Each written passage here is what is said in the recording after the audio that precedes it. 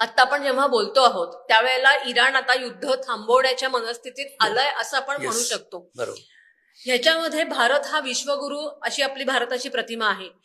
आता भारत तिथे मध्यस्थी करून हे युद्ध थांबवण्यासाठी पुढाकार घेईल का, आणि ह्या पुढाकाराने भारताला एक वेगळी त्यांची भारताची वेगळी ओळख होईल का, आणि या युद्धाचा पॉझिटिव्ह म्हणजे मध्यस्थी केल्यानंतर भारतावरती या युद्धाचा पॉझिटिव्ह परिणाम होईल का? फार छान प्रश्न विचारलास. दोन गोष्टी आपण लक्षात घेतल्या पाहिजेत. भूगोल एखाद्या देशाचा असतो, त्या भूगोलाने त्या देशाचं इतिहास आणि भविष्य ठरतं. इराणचा जो भूगोल आहे त्यात दोन महत्वाची बेट आहेत. एक म्हणजे हे होर्मुज जे सांगितलं ते बंद करायला बसलेत. दुसऱ्याचं नाव आहे खर्ग. खर्ग हे बेट इराणच्या अगदी पश्चिम टोकाला समुद्रात 20 मैल आत आहे. आणि त्या बेटावरती पोर्तुगालच्या लोकांनी आधी सत्ता जमवली, मग डच लोक आले आणि मग एमको नावाची जी कंपनी होती पेट्रोलची, त्यांनी तिथे प्रचंड मोठे पेट्रोलचे डेपो उभारले. अच्छा. तिथे इराणचं 90% पेट्रोल त्या खर्ग बेटावरती आहे. बर. म्हणजे पेट्रोल मिळतं कुठेतरी, ते रिफाईन करायचं किंवा क्रूडच्या क्रूड आणायचं आणि त्या खर्ग मध्ये ठेवायचं आणि खर्ग मधनं टँकरनी ते जगाला जातं.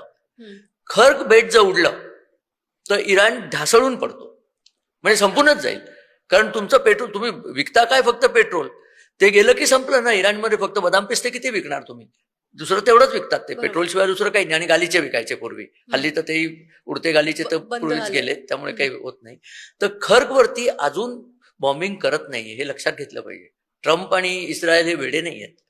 खर्गवरती ते बॉम्बिंग करत नाहीयेत, कारण ते पेट्रोल नंतर त्यांनाही वापरायचं आहे ना. बरोबर. आणि खर्गचं जर पेट्रोल गेलं तर जगामध्ये पेट्रोलचा एवढा मोठा खड्डा पडेल की त्याचे वेगळेच आर्थिक दुष्परिणाम होतील. त्यामुळे ते बेट एक महत्वाचं आहे. दुसरं बेट महत्वाचं आहे, बेट म्हणण्यापेक्षा बंदर, ते म्हणजे चाबहार. हे मी सगळं का सांगतोय की भारताने पुढे काय करायचंय. कालचीच बातमी आहे की इराणनी भारताला ऑफर दिली आहे. इराणनी, म्हणजे आत्ताच्या इराणनी, कोणी पेजेशकियान मनमोहन सिंग असू दे, पण उद्या जर इराणमध्ये सत्ता पालट झाला तर पेजेशकियानच बसणार आहे तिथे, कारण लोकांनाही माहितीये तो शहाणा माणूस आहे, तो मूल्यांचा माणूस नाहीये. आणि अमेरिका सुद्धा त्यालाच बसवेल, कारण त्यालाही माहितीये खरी गोष्ट. त्यांनी भारताला ऑफर दिली की चाबहार सगळं तुम्हाला देतो मी. अच्छा. चाबहार मध्ये आपणच बांधलंय ते. चीनचं जे ग्वादर बंदर होतं पाकिस्तानातलं, त्याला प्रतिकार करायचा किंवा त्याला कॉम्पिटिशन करायची म्हणून आपण चाबहार बांधलंय. चाबहार हे जागेचं नाव आहे. मला थोडीशी पर्शियन भाषा येते. बहार या पर्शियन भाषेचा शब्दाचा अर्थ आहे वसंत ऋतू. हिंदीमध्ये जे बागो में बहार आहे असतं ना, तो तिथनं आलेला आहे. तर ज्या जागी चारही ऋतू, कारण तिकडे 4 ऋतू असतात, आपल्याकडे 6 नसतात, तिकडे पश्चिमेच्या 4 असतात. चारही ऋतू हे वसंत ऋतू सारख्या आनंददायक आहेत, अशी जागा म्हणजे चाबहार, म्हणून ते चाबहार नाव पडलंय. आता तेवढं राहिलं नाही, आता क्लायमेट चेंजिंग. तर तिथून ते बंदर भारताने पूर्ण विकसित केलेलं आहे. आणि ट्रम्पनी त्या बंदरावरती बॉम्बिंग केलेलं नाही. इराणचं बंदर असून नरेंद्र मोदींची इन्फ्लुएन्स किती पुढेपर्यंत जातो याच्यावरून आपल्याला कळलं पाहिजे.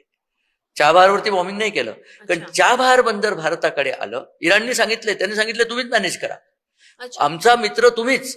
कारण त्यांची ती बोट नाही का आपण सांभाळून ठेवली कोचीन मध्ये, आपण त्यांचे मित्र आहोतच. म्हणजे राजकारणात जेवढे मित्र असू शकतात तेवढे मित्र आहोत. आणि ह्याच्यात इस्रायलशी भांडायचं काही कारण नाहीये, कारण इस्रायलचा वेगळा इंटरेस्ट आहे, आपला वेगळा इंटरेस्ट आहे. तुमची न्यूक्लिअर पॉवर गेली, मिसाईल गेली की आमचं काय भांडण आहे तुमच्याशी. इस्रायलचंही भांडण आहे. इस्रायल तिथे धंदा करायला येईल, याच्या आधी यायचा, अजूनही येईल. तर त्या चाबहारमध्ये भारताने आपलं ठाणं मजबूत केलं की चाबहारमधनं पूर्ण मध्य आशिया, कझाकस्तान, तुर्कमेनिस्तान वगैरे, तिथे प्रचंड जे मोठे नैसर्गिक वायू आणि पेट्रोलचे साठे आहेत ते आपल्याला मिळतात. तिथनं पुढची रेल्वे लाईनही आपण घातलेली आहे. चाबहारमध्ये उतरवायचं, रेल्वेत बसायचं आणि वरती पुढे जायचं, मालगाडी, असा तो प्रकार आहे. हा एक भाग इराणने सांगितले, तुम्ही चाबहार तुमच्या ताब्यात घ्या आणि आमची घडी बसवून द्या. कारण युद्धानंतर घडी बसवायची आहे ना, घडी बसवायला रिकन्स्ट्रक्शन क्रू लागतो. कामं आहेत खूप आपल्या लोकांना. सगळ्या सिव्हिल इंजिनियर लोकांनी आता हाताच्या बाया वरती करून तयार असलं पाहिजे की जाऊन इराणमध्ये बांधकाम सुरू करायचंय. हे युद्ध थांबतच आहे हो, युद्ध फार दिवस रेटलं जाणार नाहीये. त्यामुळे चाबहारमध्ये हे करा, आमचा तेलाचा तुम्हाला अव्याहत पुरवठा रुपयामध्ये करू, असं आत्ताच सांगितलंय. भानगडच नाहीये काही. त्यामुळे याच्यातनं सर्वात मोठा विनर आहे भारत. व्हेनेझुएलाचं तेल रिफाईन कोण करणार? रिलायन्स आणि रोझेनॉफची कंपनी आहे नायरा, ते. नंतर इराणचं तेल रिफाईन कोण करणार? भारत. तुम्ही पिऊन पिऊन किती तेल प्याल? तुम्ही जगाला पुरवाल ना, त्याच्यात प्रॉफिट मिळणार. भारत सध्या इतक्या छान ठिकाणी बसलेला आहे आणि हे लक्षात आलेलं आहे की भारताची आतापर्यंतची भूमिका फार चांगली आहे. आतापर्यंत आपण बाजू नाही घेतली बघा, यांची घेतली नाही, त्यांची. उद्या मध्यस्थी करायला भारतालाच बोलावणार आहेत. दुसरं कोणाला बोलवणार ते? बरोबर. आणि चाबहार एकदा आपलं सुरू झालं, तो प्रोजेक्ट होतोच आहे सुरू, तो सुरू झाला की भारताचं एक वेगळं द्वार उघडलं जातं. वाळवंट पोर्ट आपल्या इथलं, चाबहार इराणमधलं, आणि तिथनं मध्य आशिया आणि युरोपपर्यंत सगळी लिंक ओपन होतीये. अप्रतिम भविष्य आहे. अच्छा. आणि त्या भविष्याची पायाभरणी नरेंद्र मोदी सरकारने खूप आधीच करून ठेवलेली आहे. म्हणूनच ते इराणशी भांडत नाहीत आणि म्हणूनच पार्लमेंटमध्ये विरोधी पक्षामध्ये बाजू घ्या म्हणतात.